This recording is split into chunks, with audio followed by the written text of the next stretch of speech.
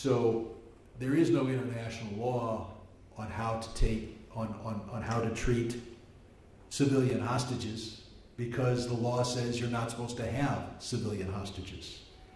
But international law for combatants who are legitimate prisoners of war requires that their names be revealed and that they be visited by the Red Cross, and of course none of that is happening. The voices who care about human rights must raise those voices loudly and demand that Hamas return these people to their families.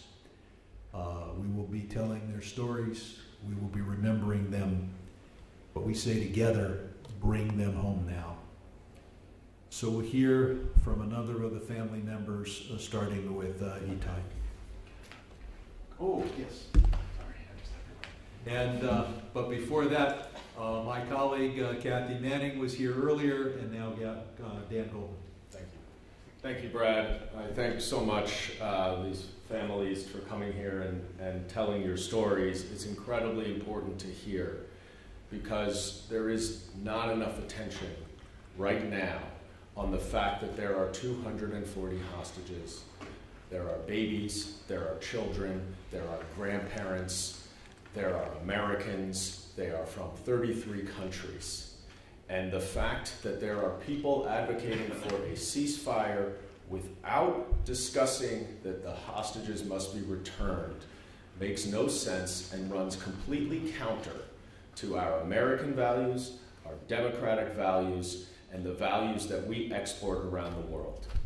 We need to be focused right now on bringing home the hostages who are being illegally held by Hamas. Hamas is doing many things that are sacrificing their own civilians and their own Palestinian civilians and citizens who are being used as human shields, who are being prevented from leaving, but they are also holding ours. They are holding our citizens, and it is unacceptable. And we will not stop fighting for these families and every family that is out there of those 240 or so hostages who must come home now. It has been 31 days. It is unacceptable, and the international community needs to put their focus squarely on these hostages, and they need to put the pressure on Hamas to return them home. I don't want to hear anything about a ceasefire until these hostages come home. And I thank the families so much for sharing their story. I wish it was not so important that you have to share your story, but it is. And we are really grateful that you are sharing your stories of heartbreak, of sleepless nights, of worrying, of wondering, of your mind racing as to what might be happening to your loved ones in Hamas's tunnels. And thank you again. It's not easy, but we're grateful that you're here. Thank you. Dan, thank you very much. And yes, I want to commend these families, because this is not an easy thing to do. These people did not ask to become public. They're worried, they're scared, they're sad, and yet they've come up with the gumption to stand in front of a podium and talk to the press. Itai, please tell us something. Thank you. Hello, my name is Itai. My uncle and aunt have been living in Kibbutz Nir Oz for almost 6 decades. These are them, Avram and Ruti. Avram is my grandpa's younger brother. They had a small family of a son and a daughter. Their son is to live in Kibbutz Nir Oz as well, in a different house, and he was murdered on October 7th. He was found shot to death in front of his house. His house was completely burned. On that weekend, their daughter came to visit the kibbutz for the Jewish holiday, for Simchat Torah, with their only son, their only grandson, Ohad, who, as mentioned before, was only 8 years old. The four of them found themselves in this horrible situation and this massive terror attack The last thing we heard from them was from Ruti, my aunt. She was talking to her sister on the phone, and she was whispering that she can't talk because there are terrorists in the kibbutz. This was the last thing we heard from them. Later on, we found out that by 11 a.m. already, the 4 of them were geolocated in Gaza Strip. We don't know what their condition is, if they're alive or not, if they're getting medications, if they're getting any food. My uncle Avraham is not that healthy. He needs to use a cane to walk. All of them wear glasses. Avraham needs to take medicine daily. The Red Cross isn't helping. We don't know, again, what their condition is. Ohad had a birthday 2 weeks ago, on October 23rd. He turned 9. He's a smart, sweet boy who plays soccer and tennis, and is very lovable, and he shouldn't spend his 9th birthday in captivity. He should not be in captivity at all. No kid should and no civilian should. They're all innocent civilians. Among the 241 hostages, there are over 30 kids. The youngest of them is only 10 months old. And again, we do not know the condition of any of them. Releasing them should be the top priority of the entire world. Should be the number one thing that everyone discusses. Anyone who believes in human rights, anyone who advocates for human rights, for humanity, for justice, should solve this issue. This is why we're here, and this is what we're calling the entire world to do, to bring them back home, and to bring them back home now. Thank you. I want to point out that those who want a ceasefire need to understand that as long as the hostages are held, no democratic government in Israel could possibly agree to a long-term ceasefire. Not when these stories and so many others are known by the Israeli public. And I do want to commend Israel for having these brief humanitarian pauses. But a real ceasefire requires, at an absolute minimum, releasing the hostages. We now want to hear from Rita. Thank you for having us here. My name is Rita Lipschitz. I am from Kibbutz Nir Oz. I don't have a picture because I have 76 family members that Hamas took to Gaza, and 25% of my kibbutz is or murdered or being taken to Gaza. And every day I feel their hearts. My heart is beating so hard every day, and my thoughts are with them every day. They came to us in the morning. We got a message. Me by myself, I left the kibbutz Friday evening at 7 o'clock. My granddaughter was with me in the kibbutz for 8 days. And in the morning, I got a message, you need to get into the bomb shelter rooms. And I'm in charge of a whole group of elder people while the missiles are coming. So I was checking them up, telling them what to do and not to do. They were so scared. They were hearing the voices around their houses. We have 4 neighbors who's on the line. And my neighbor, she was calling me, Rita, please help my sons. They are alone. And I told her, I am not there. Tell them to be quiet. While she was talking to them, 16 and a 14-year-old sons, Hamas took them. The youngest said, I'm too young, don't take me. And then my neighbor, she's a French lady who's married to a boy from the kibbutz that his father was murdered. And he was out fighting against 120 terrorists. And she was sending me, Rita, help, help. And I said, I'm not just be quiet, tell your son to be quiet, and you will be fine. You will live. They will not take you. She succeeded to live. I have another family that she was running to be the mayor of the area. I was helping her. They couldn't stand to be in the bomb shutting room because they put fire on the doors when they could not get into the bomb shutter room. They could not breathe. They have a son. The youngest one is 2. They have three children. They jumped out of the house and they got killed by Hamas. They took family to the youngest one, 10 months old, and they were the first one that they took to Gaza. 2 children, mother and father. My grandparents, my son's grandparents, that are 85 and 83 years old, took to Gaza. Yocheved Lifshitz got back thanks to all your help from here. So we knew that they shot Grandpa's hand. He fainted by the kibbutz fence.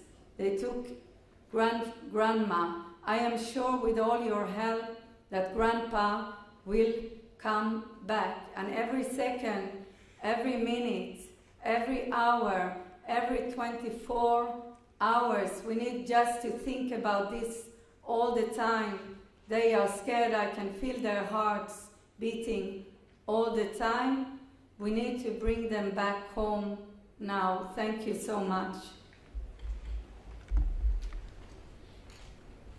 As I think everybody here knows, but there are people out there, a kibbutz is not just a very small town. A kibbutz is a commune, and the 400 people in it were like a family, often at a kibbutz, eating together, sharing the productivity of their work. I want to thank Steve Rabinowitz for putting this all together, and I want to introduce Boaz, whose family members held hostage include a U.S. citizen. Hello. So my name is Boaz Atzili. I live not far from him in Rockville, Maryland. But I was born at that area of Gaza envelope in another kibbutz Zikim. Most of my family are still in that area, or were in that area until 4 weeks ago. Now they are all displaced, refugees basically, scattered all around the country. They cannot go back to their places, which is like a war zone, still under Hamas rockets. We don't hear much about that. I want to tell you a little bit about my cousin and his wife. My cousin Aviv Atzili is 49-year-old. He's the son of my father's brother. He looks quite a bit like me, though a bit more handsome. And his wife, Liat Atzili Beinin, she's also a U.S. citizen. They are together for many years now. They're a lovely couple. They love to travel. They love to travel, especially with their kids. They have 3 kids that are young adults. They're really a peace-loving, generous family. I think like what maybe represents that is the dog that they adopted. They adopted a 3-legged special need dog, if you will, and gave her a really warm and loving family. And that dog was also killed by Hamas on October 7th, to just kind of demonstrate what kind of cruelty that is. We don't really know where they are. We know they're not at their home, which was burned to the ground. Rita told us about what happened in Kibbutz Nir Oz. It's the same kibbutz. But there were no bodies found, and Aviv's phone was later geolocated in Gaza, so that's the only indication that we have that they're there. they are, as I said, they are Israeli-American family. They were here. I met them just last August. They were visiting, and I met them in New York. We had a really nice dinner with their kids and all our family. They have a family in Connecticut. They went to visit there. They have family in Oregon, and then they went to travel to Yellowstone because they got to see some nature if they're here in this beautiful place. So, I mean, what breaks my heart is especially their 3 kids, that they lost both of their parents at the same day. They don't know if they will ever see them again. They don't know if they will get to hug them again. And yeah, and I just want to say that these are, this is not a pro-Israel issue. This is not an anti-Palestinian issue. This is a human issue. And anybody that cares about human rights should care about that. And I don't only talk about policy here, but I really ask that everything that could be done to bring them back home safe and as soon as possible, any price, anything. At least for me, it's worth it. And I really want to thank from my heart to the Biden administration and Congress and everybody who are doing so much effort in order to bring the hostages back home. And from the first minute, they were in touch and trying to help the families. That's really, really appreciated. And thank you, Congressman. Which of your relatives is a U.S. citizen? Yeah. And the 3 kids are also U.S. citizens. So thank you, and bring them back home. Finally, let's hear from Yael. Hi. I'm here to speak about my sister-in-law and her husband. I want to tell you, this is a story about love, the biggest love story you can ever imagine. These 2 met each other in high school. Rimon sings in a band, Yegev is a musician. Music brought them together. But they were foolish. It took them a few years to realize they belonged together. Finally, they got together, and 3 years ago they got married. They built a beautiful house in Kibbutz Nirim. They love people, they care for people, they love animals, they adopt wounded animals. They have 4 cats and 5 dogs. If they can, they would adopt more. Yegev fixes music instruments, brings music back to life, and Rimon is a healer. We actually really need her right now because Rimon's father was diagnosed with cancer 2 days ago, and we really need the healer in our family back right now. These 2 people, they built a house in a kibbutz. It's a very peaceful community. It's where you go to live when you love agriculture, when you love crops, when you want to bring food and flowers into the world. And on our kibbutz, there's actually a warehouse where we store food that goes for the Palestinian people. When the terrorists came in on October 7th, they burned our houses, they burned our people, they burned the food for their own people.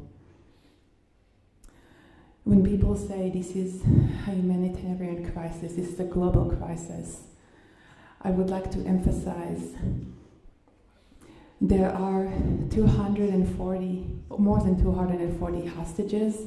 138 of them have dual citizenship. They're coming from the US, from Thailand, from Argentina, France, Germany. This is a global humanitarian crisis that requires the global community to come together and release civilians that were captured in their home, in their pajamas, walking barefoot into Gaza. Thank you. We'll now hear from Kathy Manning from North Carolina. Thank you. I am Congresswoman Kathy Manning. I represent the 6th District of North Carolina.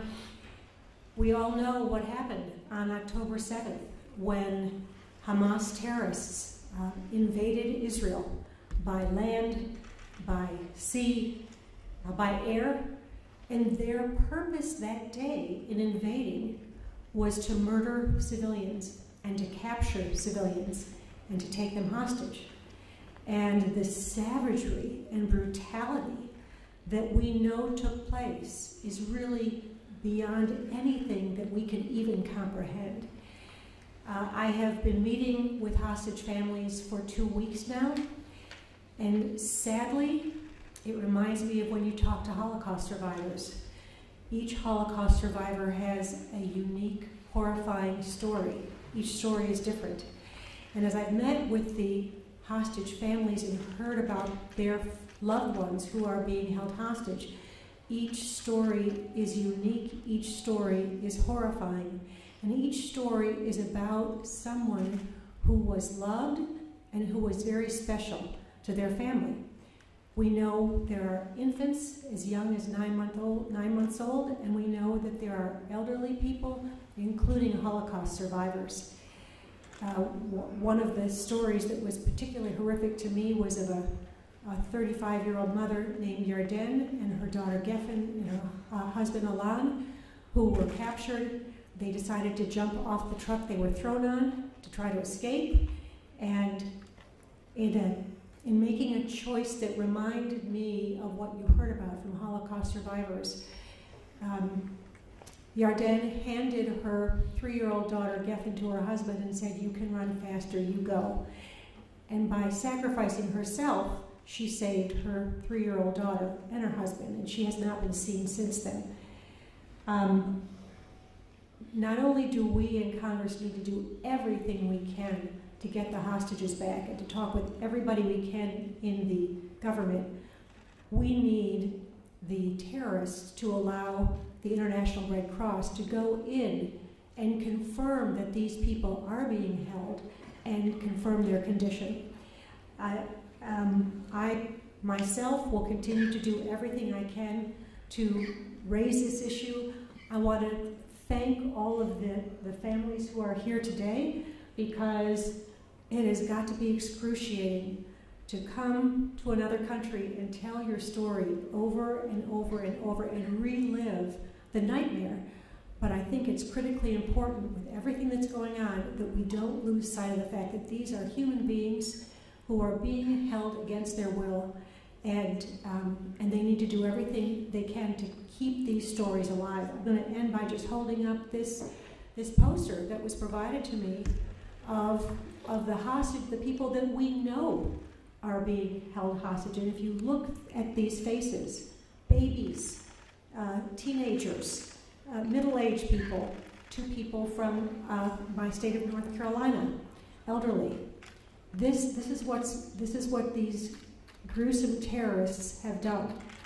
And we demand that they allow the International Red Cross in so that we can determine who is there, what kind of shape they are in, and we will do everything we can to continue to push for their safe return to Israel and to their families' loving embrace. Thank you. I expect that there may be another member or two who will join us. I thank Kathy Manning for her leadership on this issue. Let's open it up to questions, either for members of Congress or more likely the families involved. For the families, what has it been like getting up here and speaking with members of Congress and advocating for this issue, and obviously such a painful topic, and then seeing so many members like that poster that this man held up in the House and the Senate, Senator Fetterman's classical posters.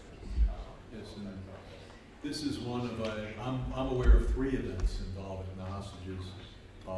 My colleague Jared Moskowitz did a roundtable that I believe was close to the press, and of course Republican House members did another table this morning. So we in the House are certainly hearing about the hostages from their loved ones, and I'd like to have the families address your question.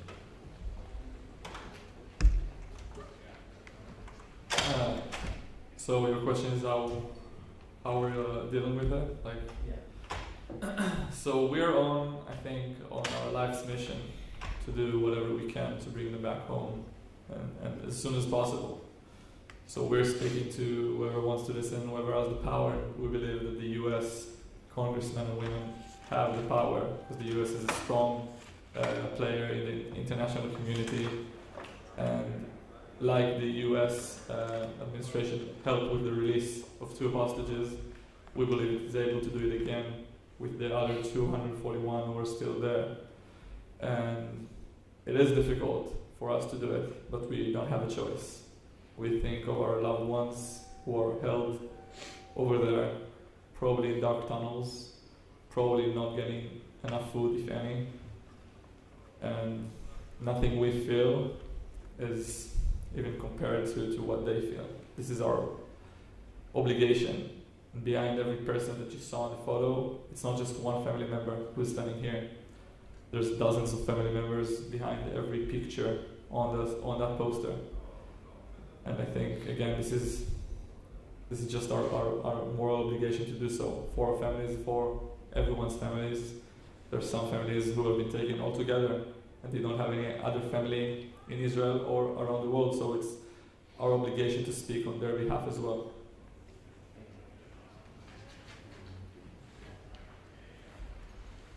How we're doing? The most difficult question that I've been asked. You know, for the first 3 weeks, I did not know if my sister-in-law and her husbands were alive or dead.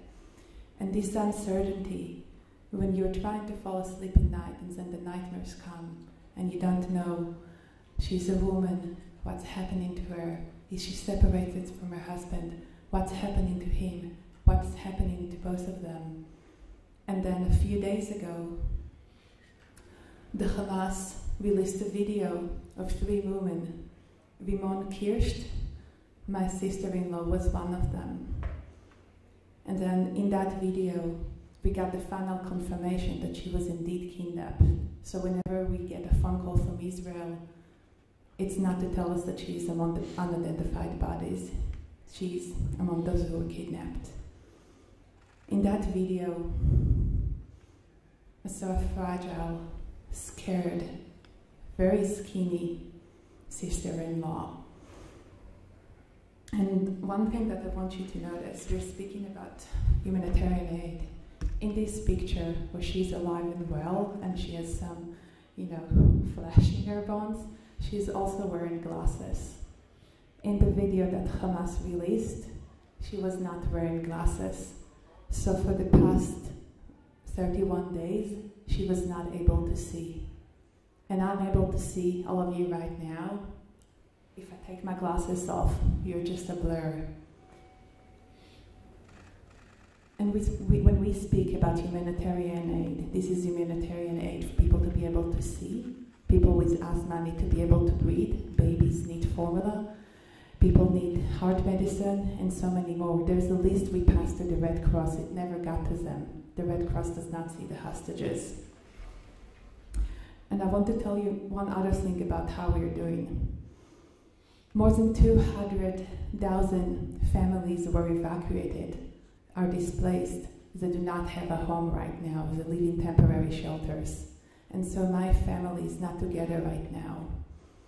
My mother and father-in-law are in hospital treating the cancer of my father-in-law. My mother-in-law is alone in the hospital with her husband, and she's thinking about her children. She has 1 child in Gaza, 1 child that was evacuated to the Dead Sea and needs to take care of 3 babies, all under 3. So she's not able to be with her mother in hospital. And then another child here in the United States coming to speak with you all to ask for your help and plead that you bring our loved ones back. Like I told you before, a kibbutz, all we are a big family. We are 300 left, and people are broken. They are thinking about their family members that are in Hamas, all the funerals that we are going through. The first 2 weeks, it was like a shock. You want to wake up from a terror movie. And then started all the funerals, and in Israel you sit Shiva for 7 days. And when we got into we are living in Eilat now, in a hotel. We go into the dining room, and before we go into the dining room, it's like there is a menu, but instead of a menu, there is pictures of our family members, where their funeral is, and who is going to that funeral, because we cannot go to all funerals because some of the funerals are in the same day. So I am a strong person. I'm strong for all the 300 people, which is 200 in Eilat and almost 100 in Gaza. I am staying strong for them, helping them, hugging them, and trying to find a way to get my 76 family members back. And we are a kibbutz that was one of the most beautiful kibbutzes in the area.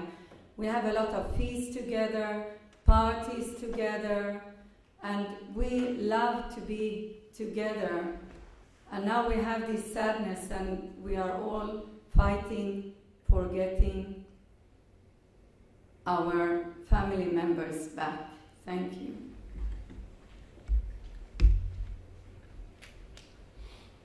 Do we have another question? Yes.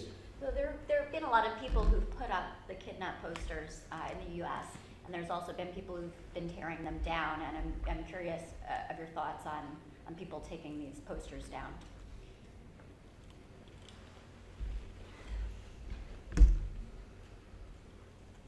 So there's a lot of politics going around that.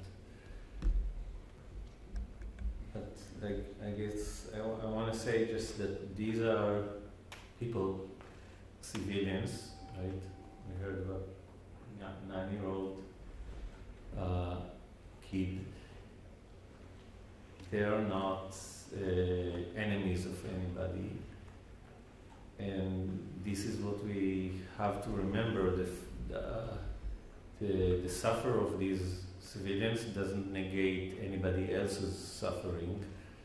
And regardless of the political and policy solution that will happen, these are innocent people that were taken from their home on purpose to a hostile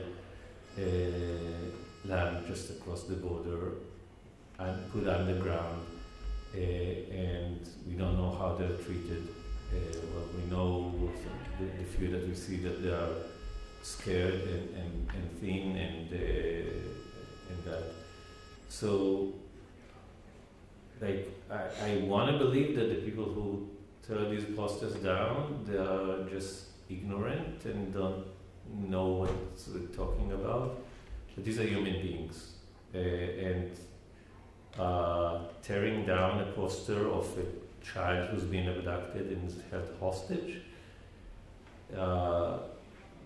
doesn't help anybody. It doesn't help anybody. I would just say those who are putting up the hostages, the posters, want these innocent hostages released, and those who are tearing down posters showing old, elderly people, Holocaust survivors, little babies and children, those who are tearing them down, don't want them released. Want them to continue to suffer or be killed. Do we have any other questions? Folks, I want to thank you for coming, but I especially want to thank the families for being here. Thank you. not the for one having you us. chose.